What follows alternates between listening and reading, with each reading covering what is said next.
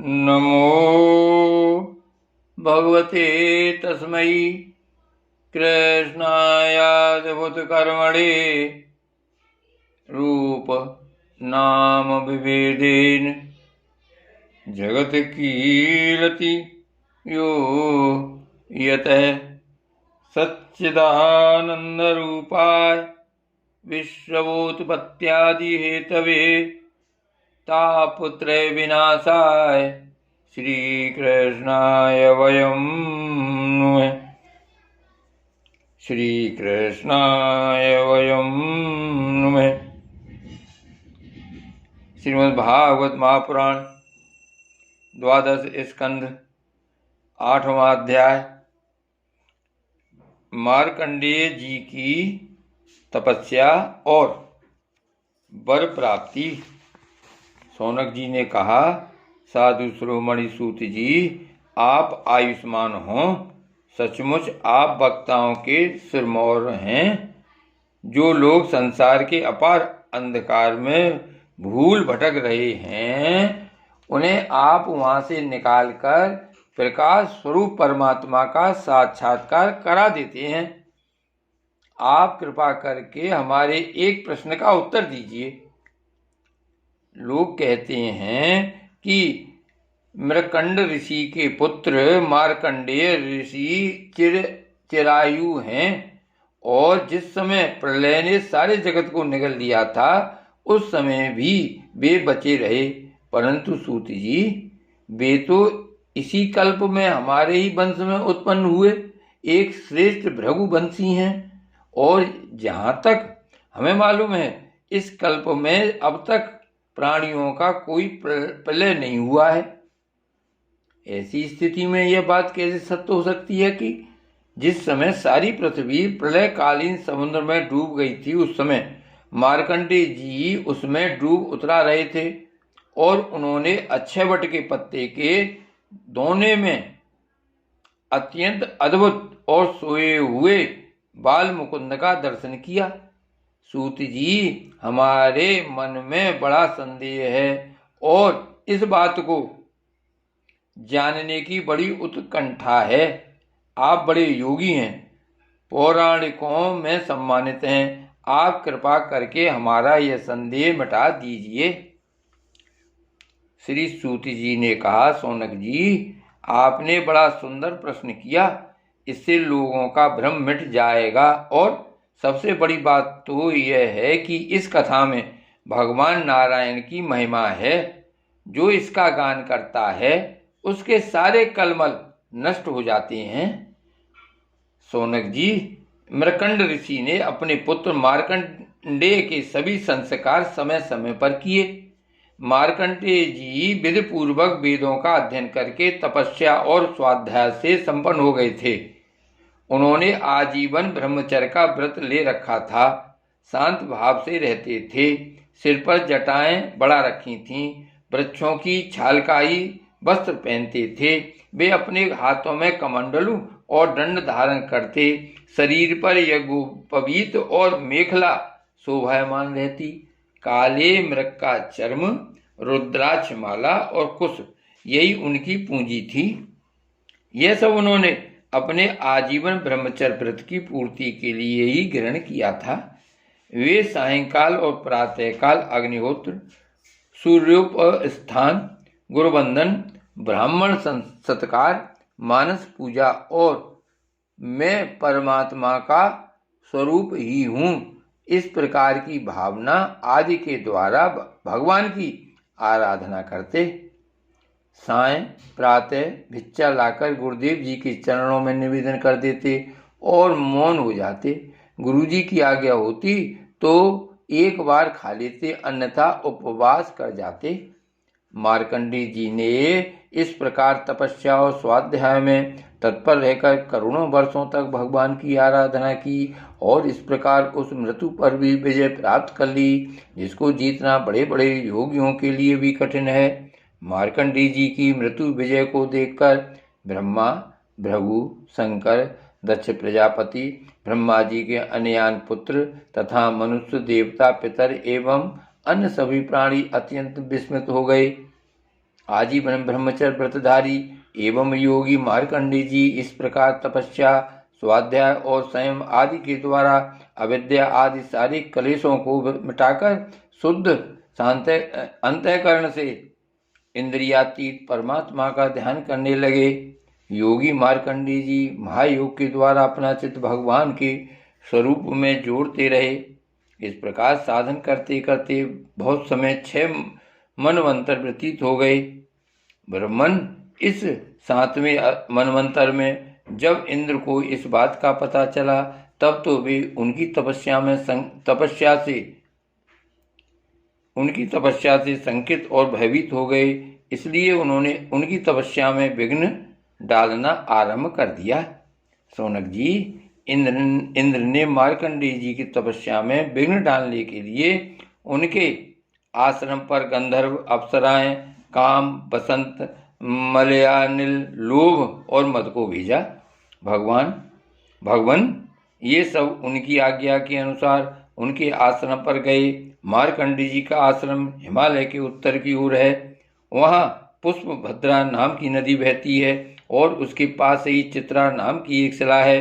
शौनक जी, मार्कंडेय जी का आश्रम बड़ा ही पवित्र है। चारों ओर हरे भरे पवित्र वृक्षों की पंक्तियां हैं, उन पर लताएं लहाती रहती हैं। वृक्षों के झुरमुट में स्थान पर पूर्णात्मा ऋषिगण निवास करते हैं और बड़े ही पवित्र एवं निर्मल जल से भरे जलाशय एवं सब ऋतुओं में एक से ही रहते हैं। कहीं मतवाले भौरे अपनी संगीतमयी गुंजार से लोगों का मन आकर्षित करते रहते हैं, तो कहीं मतवाले कोकिल पंचम स्वर में कुह कुह कूकते रहते हैं। कहीं मतवाले मोर अपने पंख फैलाकर कलापूर्ण नृत्य करते रहते हैं, तो कहीं अन्य मतवाले पक्षियों का झुंड खेलता रहता है।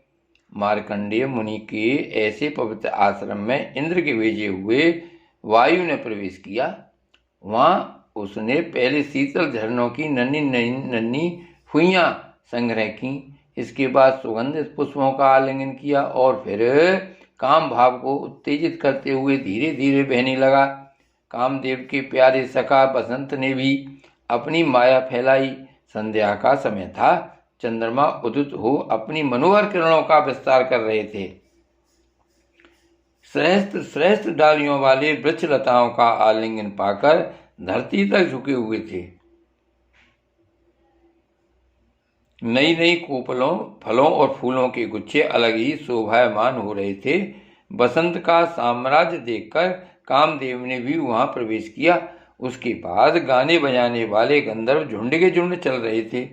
उसके चारों ओर बहुत सी स्वर्गीय अप्सराएं चल रही थीं और अकेला काम ही सबका नायक था। उसके हाथ में पुष्पों का धनुष और उस पर सम्मोहन आदि बाण चढ़े हुए थे। उस समय मार्कंडेय मुनि अग्निहोत्र करके भगवान की उपासना कर रहे थे। उनके नेत्र बंद थे।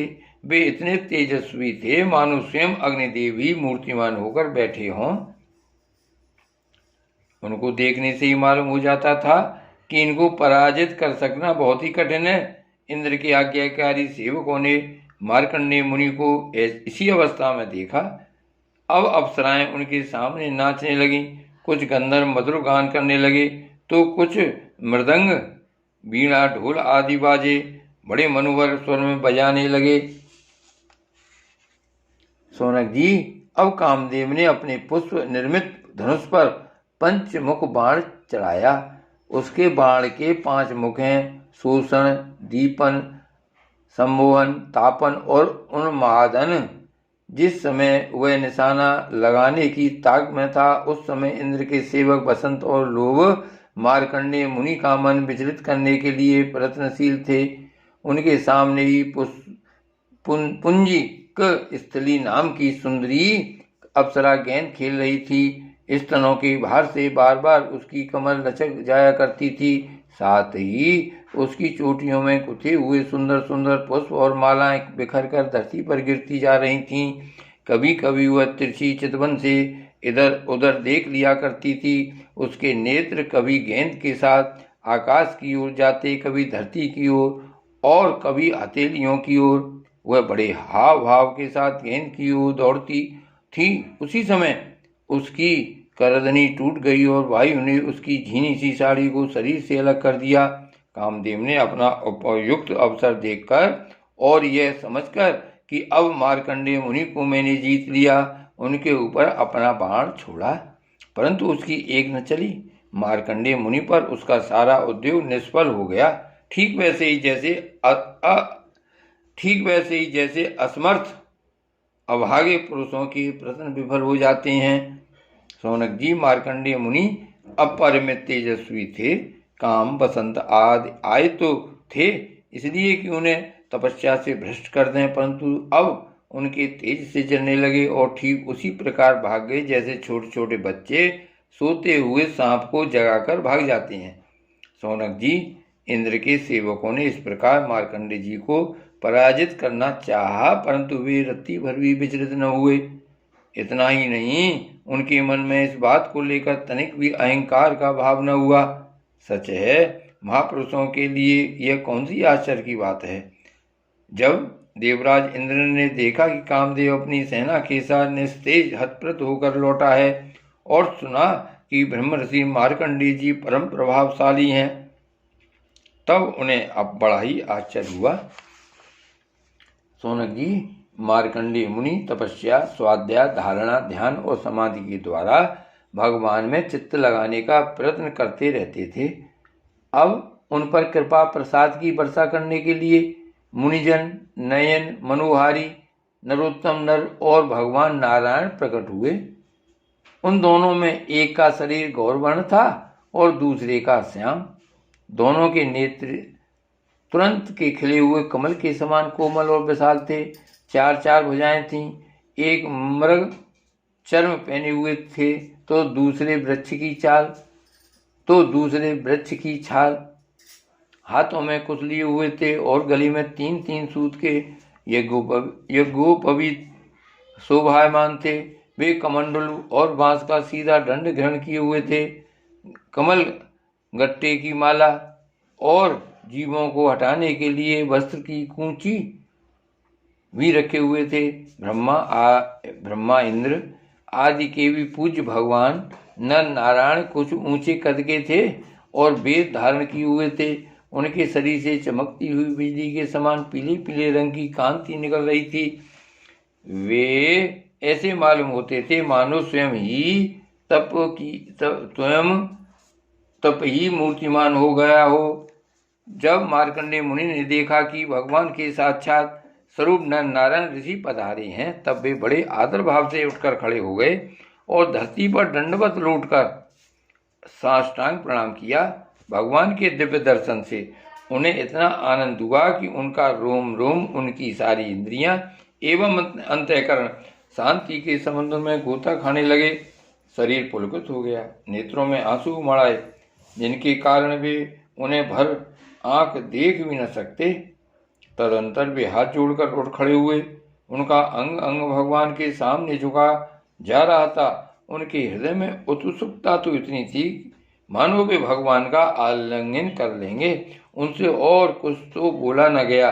गदगद वाणी से केवल इतना ही कहा, नमस्कार नमस्कार। इसके बाद उन्होंने दोनों को आसन पर बैठाया, बड़े प्रेम से उनके चरण पखारे और अर्ध चंदन धूप और माला आदि से उनकी पूजा करने लगे। भगवान नर नारायण सुखपूर्वक आसन पर विराजमान थे और मार्कंडेय जी पर कृपा प्रसाद की वर्षा कर रहे थे। पूजा के अनंतर मार्कंडेय मुनि ने उन सर्वसमर्थ मुनि वेशधारी नर नारायण के चरणों में प्रणाम किया और यह स्तुति की। मार्कंडेय मुनि ने कहा, भगवान, मैं अल्पज्ञ जीव भला आपकी अनंत महिमा का कैसे वर्णन करूं। आपकी प्रेरणा से ही संपूर्ण प्राणियों, ब्रह्मा, शंकर तथा मेरे शरीर में भी प्राण शक्ति का संचार होता है और फिर उसी के कारण वाणी, मन तथा इंद्रियों में भी बोलने, सोचने, विचारने और करने जानने की शक्ति आती है। इस प्रकार सबके प्रेरक और परम स्वतंत्र होने पर भी आप अपना भजन करने वाले भक्तों के प्रेम बंधन में बंधे हुए हैं। प्रभु, आपने केवल विश्व की रक्षा के लिए ही जैसे मत्स्य, कूर्म आदि अनेकों अवतार धारण किए हैं, वैसे ही आपने ये दोनों रूप भी त्रैलोकी के कल्याण, उसकी दुख निवृत्ति और विश्व के प्राणियों को मृत्यु पर विजय प्राप्त कराने के लिए ग्रहण किया है।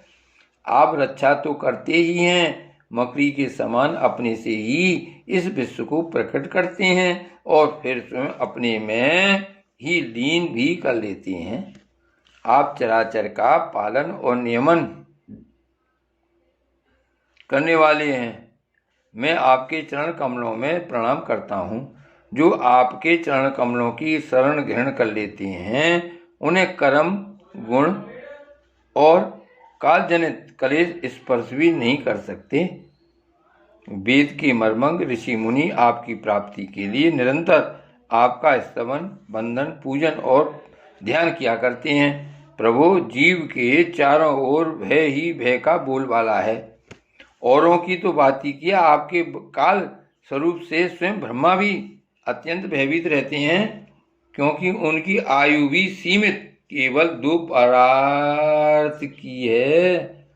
फिर उनके बनाए हुए भौतिक शरीर वाले प्राणियों के संबंध में तो कहना ही क्या है। ऐसी अवस्था में आपके चरण कमलों की शरण ग्रहण करने के अतिरिक्त और कोई भी परम कल्याण तथा सुख शांति का उपाय हमारी समझ में नहीं आता, क्योंकि आप स्वयं ही मोक्ष स्वरूप हैं। भगवान, आप समस्त जीवों के परम गुरु, सबसे श्रेष्ठ और सत्य ज्ञान स्वरूप हैं। इसलिए आत्म स्वरूप को ढक देने वाले देह गे आदि निष्फल, असत्य, नाशवान और प्रतीत मात्र पदार्थों को त्याग कर मैं आपके चरण कमलों की ही शरण ग्रहण करता हूँ। कोई भी प्राणी यदि आपकी शरण ग्रहण कर लेता है तो वह उससे अपने सारे अभीष्ट पदार्थ प्राप्त कर लेता है। जीवों के परम सुहृदय प्रभु, यद्यपि सत्व, रज और तम ये तीनों गुण आपकी ही मूर्ति हैं, इन्हीं के द्वारा आप जगत की उत्पत्ति, स्थिति, लय आदि अनेकों मायामयी लीलाएं करते हैं। फिर भी आपकी सद्गुणमयी मूर्ति ही जीवों को शांति प्रदान करती है। रजोगुणी और तमोगुणी मूर्तियों से जीवों को शांति नहीं मिल सकती।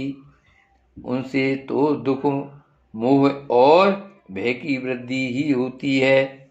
भगवान, इसलिए बुद्धिमान पुरुष आपकी और आपके भक्तों की परम प्रिय एवं शुद्ध मूर्ति नर नारायण की ही उपासना करते हैं। पांचरात्र सिद्धांत के अनुयायी विशुद्ध सत्व को ही आपका श्री विग्रह मानते हैं। उसी की उपासना से आपके नित्य धाम वैकुंठ की प्राप्ति होती है। उस धाम की यह विलक्षणता है कि वह लोक होने पर भी सर्वथा भयरहित और भोग युक्त होने पर भी आत्मानंद से परिपूर्ण है। वे रजोगुण और तमोगुण को अपनी मूर्ति स्वीकार नहीं करते। भगवान, आप अंतर्यामी, सर्वव्यापक, सर्वस्वरूप, जगतगुरु, परमाराध्य और शुद्ध स्वरूप हैं। समस्त लौकिक और वैदिक वाणी आपके अधीन है। आप ही वेद मार्ग के प्रवर्तक हैं। मैं आपके इस युगल स्वरूप नरोत्तम नर और ऋषि वर नारायण को नमस्कार करता हूँ। आप यद्यपि प्रत्येक जीव की इंद्रियों तथा उनके विषयों में, प्राणों में तथा हृदय में भी विद्यमान हैं, तो भी आपकी माया से जीव की बुद्धि इतनी मोहित हो जाती है, ढक जाती है कि वह निष्फल और झूठी इंद्रियों के जाल में फंसकर आपकी झांकी से वंचित हो जाता है। किंतु सारे जगत के गुरु तो आप ही हैं। इसलिए पहले अज्ञानी होने पर भी जब आपकी कृपा से उसे आपके ज्ञान भंडार वेदों की प्राप्ति होती है, तब वह आपके साक्षात दर्शन कर लेता है। प्रभु, वेद में आपका साक्षात्कार कराने वाला वह ज्ञान पूर्ण रूप से विद्यमान है जो आपके स्वरूप का रहस्य प्रकट करता है। ब्रह्मा आदि बड़े बड़े प्रतिभाशाली मनीषी उसे प्राप्त करने का यत्न करते रहने पर भी मोह में पड़ जाते हैं। आप भी ऐसे लीला बिहारी हैं कि विभिन्न मत वाले आपके संबंध में जैसा सोचते विचारते हैं वैसा ही शील स्वभाव और रूप ग्रहण करके आप उनके सामने प्रकट हो जाते हैं। वास्तव में आप देह आदि समस्त उपाधियों में छिपे हुए विशुद्ध विज्ञान घन ही हैं। हे पुरुषोत्तम, मैं आपकी वंदना करता हूँ। श्री भागवत भगवान की जय। श्री वल्लभाधीश की जय। श्री गोवर्धन नाथ की जय।